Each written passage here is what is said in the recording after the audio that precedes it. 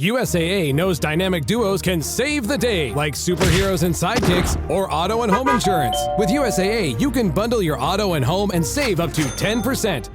Learn more and get a quote at USAA.com/bundle. Restrictions apply. Hey, it's Paris. You know I love sparkly things, right? Like stars. Duh. And thanks to Hilton and AutoCamp, I just slept under them. Picture me, serving looks by the fire outside my luxurious Airstream, making s'mores with the kids, while a national park is our backdrop. The great outdoors meets Hilton hospitality. That's hot. Explore all the new ways to stay at Hilton.com. Hilton for the stay. Hi, it's Dave here. This is my wife, Kathy. Hello. This is the Cinemile. It's the podcast where we walk home from the movies. Today we are walking to Fantastic Four First Steps, the latest Marvel Cinematic Universe movie and a fresh new take on Fantastic Four, which is the fourth time they've tried to make it to cinemas. It's a great trailer. I'm really looking forward to this. I've always liked the Fantastic Four, and the last one I saw was quite something. Yeah, why did you go to that without me? I mean, thank you, firstly, because that looked dreadful. It was awful. It was like Miles Teller and I can't Michael remember. B. Jordan. Like a waste of real good talent. Good cast. The lead actress, whose name I forget, but like in every scene she had a different wig on, and it was like quite something to behold. It was a bit of a car crash production, yeah. A lot of reshoots. I went with my sister, and frankly we had fun, and like if I recall it was only about 80 minutes. So if it's a short, bad movie, there was fun to be had in it, albeit I understood all the criticism. But this one looks very good. I got to say, my only experience with watching that film is the clip I've seen on YouTube, and I'll put it in the show notes for fun, of the end of the movie, the last scene of the movie, where they're saying, wow, that was a real crazy ride, wasn't it? We should call ourselves something. What could it be? I don't know, but our adventures were really fantastic. I don't even Say that again?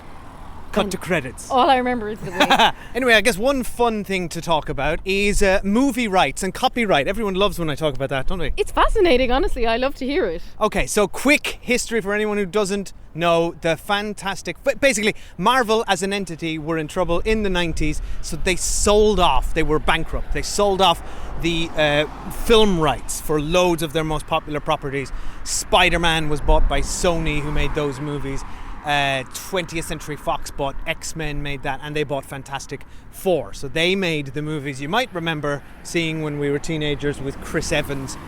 Obviously became Captain America later, Ewan Grufford and Jessica Alba and your man from The Shield. I never saw those ones. They were the last Fantastic Four. They got two movies. They were kind of not very widely well regarded, and I think did okay at the box office. They weren't the last ones. The Miles Teller one was the last one. Sorry, you're right. Then whatever, that car crash reboot, still 20th Century Fox. Then you might remember, I don't know, 5 years ago, it happened during that pandemic. We were all busy. Disney bought 20th Century Fox. Disney also bought Marvel years ago. So here we are. Everything's back under the same roof. Mm-hmm. And so this Fantastic Four are about to enter into the Marvel Cinematic Universe with Pedro Pascal, Vanessa Kirby, the guy from Stranger Things, and the guy from The Bear. If ever anyone could save the MCU, it is Pedro Pascal. He is at least 80% of the reason why I want to see this film. I love his press. What's the other 20%? The other 20% is that I love that it's like set in the 60s, and the trailer is really... Yeah, it looks fun. It looks, honestly... It's retro-futuristic. It's exact style I like. I'm really excited for it. I don't know why I have a softness for the Fantastic Four. I don't know why either. Did you watch that cartoon that was on when we were kids with the robot? Yes, I don't know what it is, but look, something's made me excited. But like, honestly, Pedro Pascal, like, you couldn't have a better man. Like, he's out in press junkets just being hilarious and sweet. We all love him. I think Vanessa Kirby's great. So yeah, I'm very interested in it, and I think the MCU really needed to do something different, so hopefully this is that. Well, I think this might be good. However, I am just, if this was 10 years ago, I would be incredibly excited as a recovering MCU fan. Back then I would have been excited. I would have felt anticipation. Right now I feel nothing. I feel dead. A vague sense of inside. Dread Even though they had the Thunderbolts was good, but I still don't. It's just like an ex-lover who keeps coming trying to get you back, and you're like, no, I won't make the same mistakes again. Sorry for a second, but how many ex-lovers have tried to bring you back? Kathy, have you not? Every time you hear the doorbell ring and I run downstairs, It's a different and then you ex-lover. hear a commotion, and then I come upstairs and you say, who was that? And I say, nobody. And you're like, clothes are askance. That was an ex-lover. Because someone's trying to rip your clothes off Yeah. the door. Yeah, that has happened a lot actually. Okay, well look, let's go and see this ex-lover. See what's up. If Pedro Pascal was your ex-lover, I'd be so impressed. And can't wait to see this. And we'll be out on the other side. See you soon. Famous around the world, please welcome the Fantastic Four. Mr. Fantastic, Invisible Woman, Human Torch, I love you, Johnny! and The Thing. Hey, what time is it? Say the thing. That's not really something I say. It's clobbering time. That's just in the cartoon. Hi, we're back. We've seen Fantastic Four, and we're about to take our first steps. After it's the name of the movie, Kathy. Oh, Pay attention. Which, if it is your first time here at the cinema, we will not spoil the movie until we get to Spoiler Street, which is on the way home, of course. Kathy, what did you think of that movie? so firstly, when you said the guy from The Bear was in it, what you meant was Desi from Girls. No, clarity. no, incorrect. Desi, he was Desi from Girls, but is he has Desi now been from Girls. upgraded to don't even know cousin it- from The Bear. The Bear is a more as big a show and more recent than Girls Girls. is bigger. So that is out of date. Anyway, by the way, we're both His massive, name's Ebon Moss-Backrack. we're both massive Girls fans. Anyway, and then you said the guy from Stranger Things. I didn't know you meant The Joseph guy Quinn. from A Quiet Place Day Because One. Is there's that what a lot you're of gonna say? people in Stranger Things, so I didn't know who you meant. Anyway, it's so funny to compare this movie to the last Fantastic Four I saw, and you actually just can't compare them. They share nothing except the same name or part of the same name. I had a really good time with it. If it wasn't billed as an MCU Marvel Studios thing, I don't know that I would have guessed it was. I think tonally it's very different from their other stuff. It's much more sincere and less quippy, and I enjoyed the tone. Like, I think we've done very well. Like, this summer we've seen Thunderbolts. Go on. Cats. Thunderbolts. Thundercats. What's it called? Thunderbolts. Thunderbolts. You had it. We've seen Superman, and now we've seen this, and I really enjoyed all of them. This is probably the best superhero summer we've Yeah, had. don't forget we saw Captain years. America, the worst. I'm not counting the that. worst Avenger. I did not list that in my list. This is probably the best superhero stint we've had in a row in quite a few years. I like Pedro Pascal is just, he's on his own sphere of being talented and charismatic. What and is like, it you like about him? He's just perfect. He's the most Can you be perfect human. specific? He's the most perfect human being who ever lived. He brings so much emotion and like pathos to everything here. He really suits a kind of Pedro Pathos. he really suits this kind of bookish, nerdy character. He's obviously exquisitely beautiful. And fair play to Vanessa Kirby, because she's got a brilliant screen presence as well, because she's not drowned out by him, which could happen easily. I loved the cast, right? All four. I loved the ensemble. I love how they kind of set it all up for us. And then I like that they had one central mission and there wasn't loads of plots happening, which can often happen in these. I thought it got a little bit long-winded at the end. But overall, yeah, I'm really positive about it. What about you? I actually heard recently that John Malkovich was apparently in this movie and was cut out. Good. So there was a whole other. So to your point about there just being one mission, I think there clearly was more stuff here, and they took it. They literally had filmed with him and everything, and took him. I out of the don't film think there's entirely. ever been a film that John Malkovich is enhanced by being in. Oh, ouch! Don't think I agree with that. So I also had a great time. I thought this was good, really good. I don't know. Wow, it was what really else. good. It was just really good. So eloquent. That's- This is why people come to the cinema. It's for deep reviews. I don't know what to say. It was a good I got film. nothing. Let me Wow, go. 'cause Okay. we talked for like 45 minutes last week Okay. about Superman. Pedro Pascal, yeah, he's got what I thought was interesting about his performance as Mr. Fantastic is that I thought he reined in his charm. Like Oh, Pedro he Pascal, really held it back. yeah, like it was quite restrained. He's capable of so much charm, and we've seen that on display often. I mean, like, you this see it in the press junkets for this movie, where him and Vanessa Kirby are basically all over each other. Yeah. because I think he just flirts with everyone in Yeah, real life. he's like giving his most somber performance that he could give, but it's still like the hottest daddy of all time. Plus, it is an incredible performance for someone so, as you say, perfect and charming, to be able to play someone who is a little awkward, maybe a little dark, and a little reserved, doesn't quite know what to say. I thought it was good.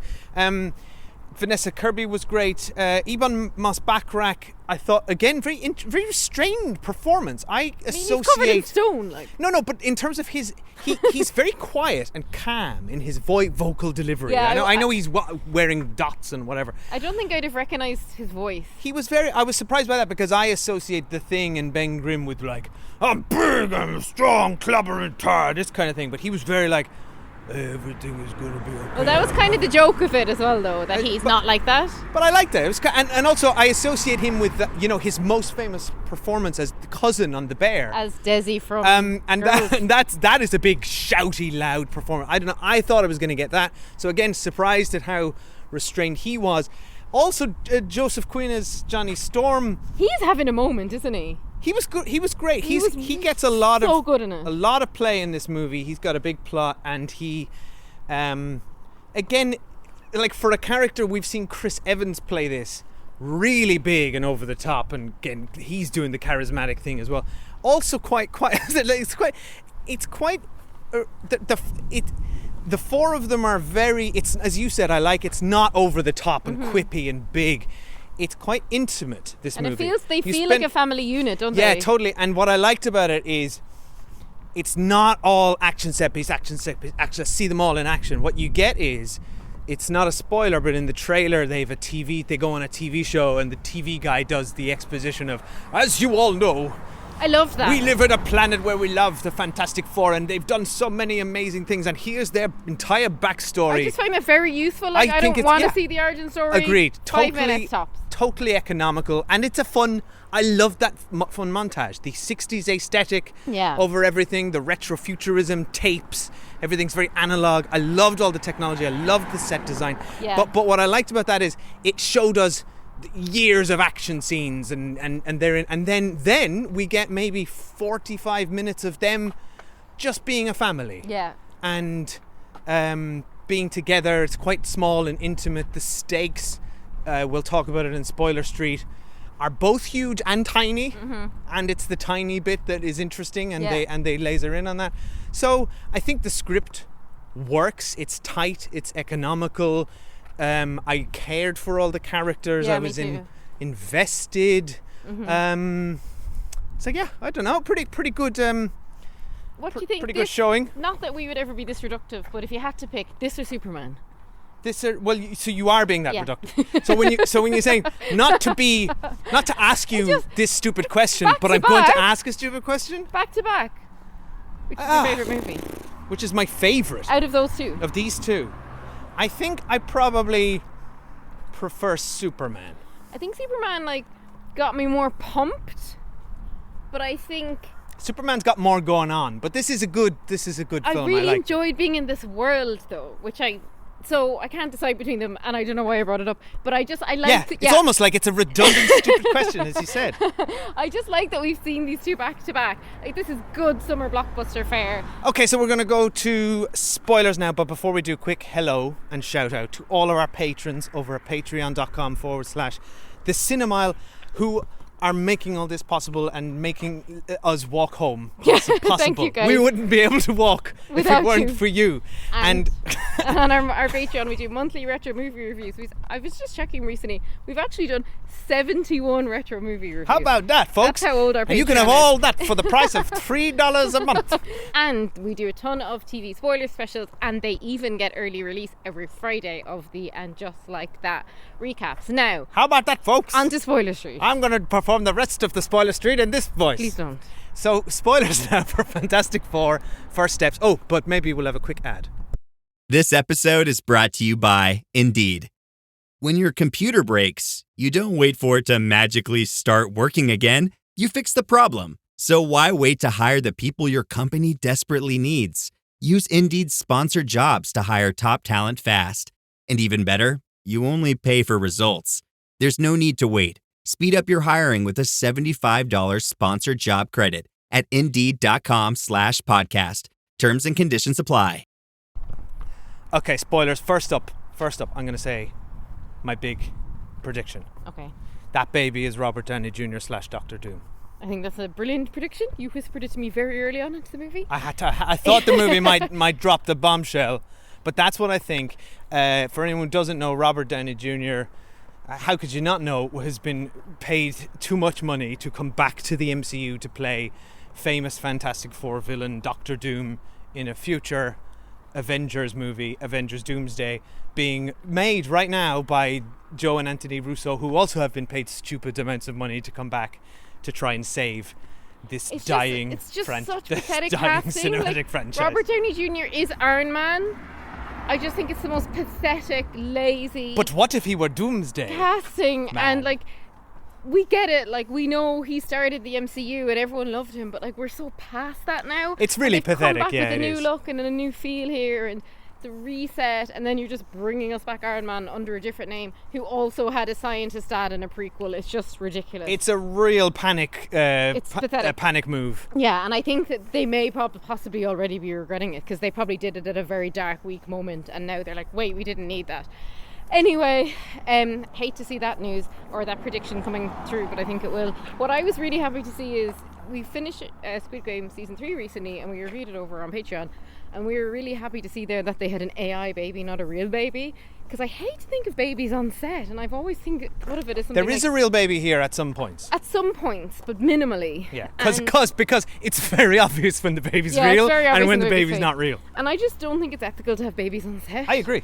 And I was really pleased to see a lot of AI going on with this baby as well. I'd say they had minimal scenes of the baby and the rest was just pure AI, because it looked at many points like no one was even really holding a baby. It is one of the few jobs that should be given to AI. Exactly, it's an ethical use of AI. And I was pleased to see that. I thought the baby stuff made it all so thrilling, like when they were in space. Oh, that's And awesome, when she was in giving birth in labour, space. Brilliant. And like, she's very heavily pregnant right as they head off. And I was That was just a great scene. panicking. I was like, don't go up there, girl, you stay down. Like, when I was that heavily pregnant and we were living in Surrey, like, I wouldn't even get the train into London because I was worried about being far from the hospital, you know? So I felt very protective of that character. And then I just thought the whole sequence in space with like the big baddie and her going into labour, I just thought it was all brilliant. Just Now- to rewind slightly, I thought it was particularly great, all the build up to them finding Galactus, going onto his big ship, and then the face off with him, how huge he is, and then when he says, I will save your planet, give me your baby. That was brilliant. I thought that was like, ooh, suddenly the stakes are interesting, and I thought the movie played with it nicely when they get back to Earth, and Mr. Fantastic makes the bizarre choice of telling everyone in the world exactly what happened. This is why before a press Are you conference, crazy? you need to decide what it is Yeah. you're going to say. Have a prepared statement, man. And this prepared statement is not, well, he said if we give up our child, you can all live. Because Why would you tell Of them course, that? like mathematically that makes sense. So everyone in the world's going to go, okay, great, because either way the baby's going to die anyway. Yeah, So which you have to- I like the way he described it. Was it mathematical, ethical, and achievable? Yeah, exactly. So he really should. That was information that nobody else needed to know. I enjoyed that he shared it. I found that whole sequence like really thrilling. I thought it was loved great. The Silver space stuff was Surfer. brilliant. Silver Surfer was cool. Really enjoy that. I think the villain, like, there's often terrible villains in Marvel movies. I think this one worked. I think He's not the most he was fine. interesting or compelling, but it was totally fine. But the Silver Surfer is the kind of middle villain who turned out to have a heart. I loved, like, when she came through in the end and saved. Yeah, but what's you his knew face that and was knocked- going to happen, right? I didn't. I thought I had forgotten about her. Okay. So I thought he was going to sacrifice himself, the fire guy, and then last minute get pulled out or something. So I was really pleased when she came back, and I thought that was a beautiful scene when we kind of went back to her planet. See, And her kind of sacrificing herself. Yeah, that's kind of I interesting. enjoyed, like, I I mean, think the villains were enough here, you know. they're not great. They're not the most. We've seen far more interesting villains. But not really in in these Marvel movies. movies, though. Yeah, you have. Think of Michael B. Jordan as Black Panther Okay, Man. yeah, that aside, he's amazing. Like, There's but, some much better ones. like Lex Luthor now last week in Superman. Yeah, he was great. Untouchable. Yeah, he was great crack. Even going back to Thanos. I mean, this guy ultimately is just a big, It's just Thanos, yeah. For what Galactus is, I'm impressed that they managed to translate this very kind of 60s comic book idea of big giant man with so purple you know eyes. Galactus, do you? Oh yeah, I'm amazed they just managed to take that and translate it straight up as at the look and everything, which is inherently a bit silly, and just did it, and it's not silly. It feels okay in this world. It was very Ghostbusters 2 when is it Ghostbusters 2 when he's going through the city and there's the baby and all that I was stuff thinking happening. about Ghostbusters 2 non-stop in the there's a lot of second half of this references, I movie. think. For sure, he looks at the Statue of Liberty, he's walking through the city, much like the Statue of Liberty, the baby's in jeopardy. I totally agree. Yeah, I enjoyed all that stuff. But like overall, I'm back to my same problem I always am with MCU, which is like, On to the next thing. oh, we're just setting up Yeah. the next movie, Yeah, and then I know. the post-credit sequence teases the Doctor Doom thing, and like, Now, Kathy, I just know... let this be. I just would love. Just let it breathe. Just fucking let it be its Yeah, own yeah. movie. And that's what I enjoyed about Superman. It's just its own film. We can come back again on Doctor Doom. You've I agree. already paid Robert Downey Jr. $500 billion gazillion dollars. That's fine. I just remembered the other thing I prefer about Superman. Superman had an overtly political message. This didn't really have the bite of Superman. Do you know what? No, I agree, it doesn't. But what it does have in common with Superman, and I liked, was this sense of unity for humanity. Yeah. Like this idea of like, it's a little lame when she gives her speech. You know, we're all one big family. The speech makes no sense because I It turned to doesn't Dave and really said, work. how's her voice being amplified? Yeah, I know. She's whispering for half the speech. Whispering in the middle of like New York Yeah. City and everyone can hear her. And it's being broadcast all over the world. It's like, was she mic'd up? Yeah. Just why can't I know we work in audio, but just like mic people up when they give giant speeches. Exactly. You Give know. her like a megaphone. It's the 60s. Yeah, fine. have someone just give me one shot of a guy holding a boom, Exactly. a boom mic over, and then he's crying. He wipes a tear away Exactly, as he like- holds the boom mic closer to her face. As closer to her in the CGI baby. But I know you're dying to ask me, Kathy. Am I? You were just dying to ask me. But Dave, if the baby is Doctor Doom, then how come the post-credit scene had Doctor Doom leaning over the baby holding his mask? I actually did Aren't you say dying that to ask you. me that? I already asked you it in the cinema. And I'll give you the answer right Okay. now. I don't know, some sort of bullshit. There's some sort of bullshit He's going gone back down. in time to meet He's himself gone with the back baby. in time to go whatever. Yes, we all know. Transdimensional, or it's just a fake out. He's the first Doctor Doom, and he's like, you baby, because all the bad guys seem to love this baby. He's like, you are the new Doctor Doom. Here's my mask. What do you think? Well, we Aha! I love it. No, but I think it's the first one. I think it's future Robert Downey Jr. going back 100%. to himself as a baby, and he turns around and say, "Hi, Mom. It's Yeah. me. I'm Iron Man in a different universe. Yeah, exactly. But now I'm they the- paid me lots of money, and I'm this guy now." It's ridiculous, by the way, that he's going to be in here and he's Iron Man. But yeah, everyone I agree. This is going to take us out of the movie. everyone in their like top 5 things to do if they can go back in time is see yourself as a baby, meet your parents when they're young. I get And that. show them your cool iron mask. When the mom died, and Pedro Pascal is so good at emotional acting, and he was bawling crying. I was bawling crying, and I thought Yeah, the it hit. I baby- thought they were going to let her die. the CGI baby crawling over and reviving her, very cool moment. We had a lot of younger people in our screen because it's school holidays, and when the baby obviously brought her back to life, they were like, wow! Like, they did not see that coming. They've never seen a movie before. But I thought that was cool, and I really enjoyed that scene, and I thought it was lovely actually. So I think that's all Anything there is else? to say Do you know? about Do you know what I loved? I loved Herbie the robot. He Yeah. making his Wall-E noises. I love that he is programmed with tape cassettes. I so you have liked him. home or you have space. I liked the robot, right? I got a kick out of the robot. I loved him doing the nursery rhymes to the baby. Oh, it's great. Then I thought, this is the fucking laziest thing I've ever seen in my life. We've all seen Star Wars and we've all seen WALL-E. Do something different, my friends. And that was when I lost interest in the robot. Yeah, but the design, they're taking the design from whatever the 80s cartoon was, or at the 60s Yeah, maybe. we've all seen Rocky 3, like. Which they referenced a lot in the thing, and apparently that's what the final post-credit scene is. I just looked it up. What? Oh, yeah, we is a didn't bit say of for that the last cartoon. one. They just show that cartoon. We didn't bother staying because I don't Oh, I care. like that they reference that they themselves were watching the cartoon in the show. Right, we're gonna go. It's gotten really windy. We've just given out about audio ourselves. So thank you for listening. If you enjoyed this podcast, please subscribe, leave us a rating wherever you listen, and say hi. Come and follow us on TikTok, Instagram, Blue Sky, or Letterboxd. Or patreon.com/thecinema. Bye. Bye.